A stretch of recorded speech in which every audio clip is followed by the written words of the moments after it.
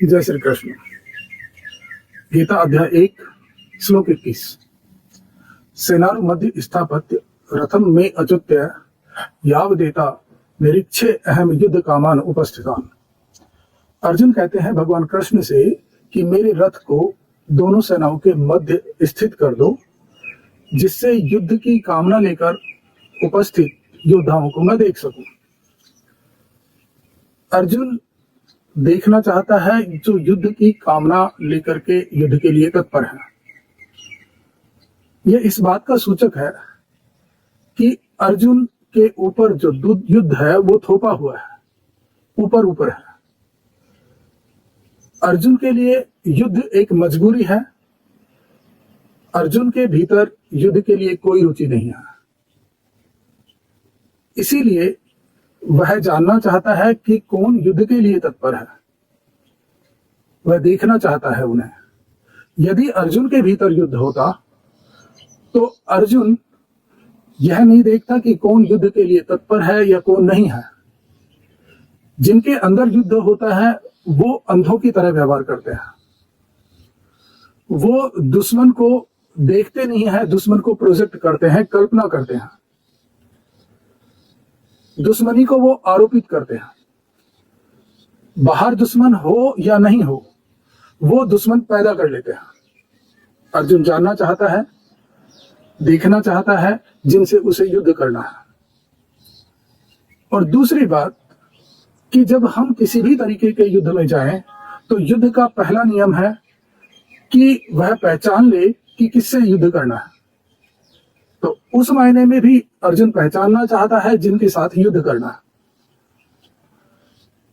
जो युद्ध पिपासु होते हैं, जो युद्ध का मतलब यहाँ पे ये नहीं है कि सब हमारे जीवन में कोई युद्ध है। हमारे जीवन के सारे संघर्ष युद्ध की उसमें आते हैं, श्रेणी में।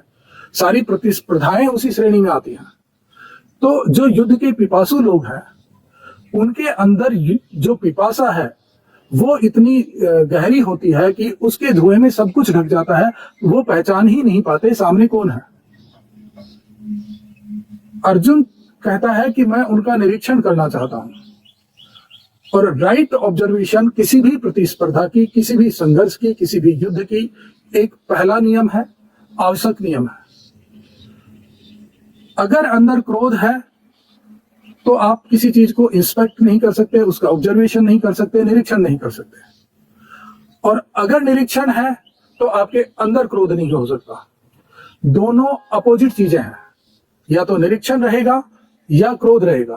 तो जो लोग ये सोचते हैं कि मेरे अंदर क्रोध है, मैं कैसे कंट्रोल करूं, तो ये निश्चित मान लो कि उनका जो व्यवहार है वो अंधों की तरह का व्यवहार है। उसमें इंस्पेक्शन नहीं है, उसमें ऑब्जर्वेशन नहीं है।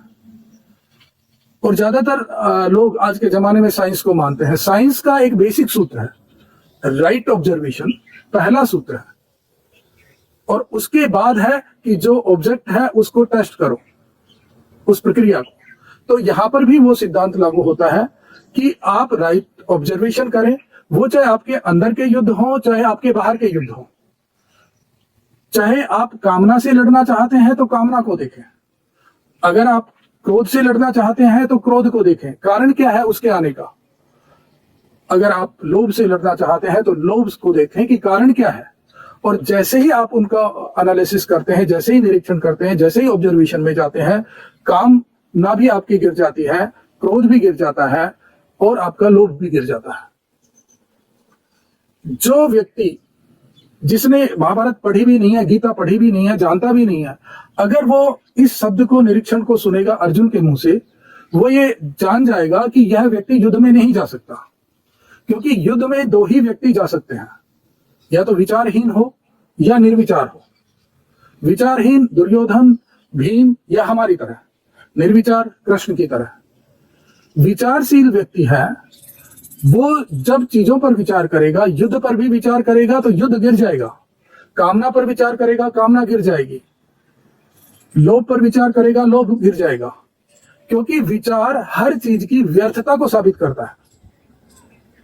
और जिस दिन वह व्यक्ति विचार की भी व्यर्थता को देख लेगा, जब वह व्यक्ति, कोई भी हो, आप हो, मैं है, अगर हमने विचार हमारे जो बार बार आ रहे हैं, सर्कुलर घूम रहे हैं। जिस दिन हम उन्हें उन विचारों को देखना शुरू किया तो धीरे धीरे उन विचारों की व्यर्थता हमारे सामने आ जाएगी, और जिन चीजों की व्यर्थता सामने आ जाती है, बुद्धि फिर वो चीज हमारे सामने लाने नहीं देती। हम निर्विचार की तरफ एक स्टेप आगे बढ़ जाते हैं।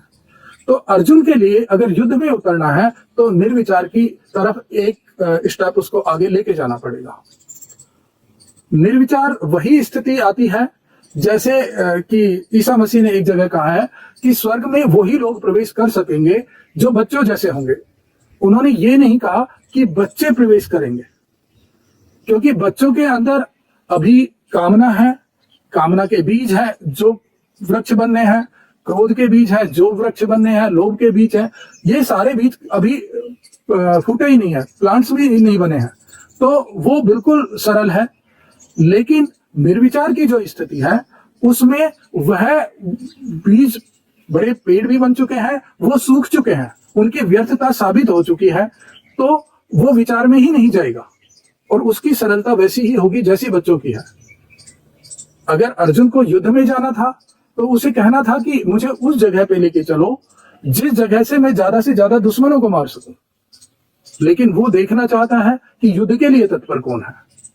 तो यदि हमें अपने जीवन में राइट ऑब्जर्वेशन को स्थान हमने नहीं दिया, निरीक्षण को स्थान नहीं दिया, तो हमारा पूरा का पूरा व्यवहार अंधों की तरह होगा। और ये सूत्र है, यही श्लोक है जिसके कारण हमारे पास गीता आई। अगर अर्जुन राइट ऑब्जर्वेशन में नहीं जाता, निरीक्षण में नहीं जाता, तो हमारे पास गीता नहीं आती। यही स्थिति हमारी है। अगर हम राइट ऑब्जर्वेशन में जाते हैं, निरीक्षण में जाते हैं हर चीज में, जैसे कि किसी का कोई बात कही और हमने रिएक्शन दिया, तो रिएक्शन से पहले जो 3, 4, 5 सेकंड हमें लेनी है वो राइट ऑब्जर्वेशन का ही सूत्र है, वो निरीक्षण का ही सूत्र है। अगर हमने अपनी लाइफ को इस तरह से जिया तो जिस तरह से अर्जुन के लिए गीता उतरी वैसे गीता आपके लिए भी आएगी।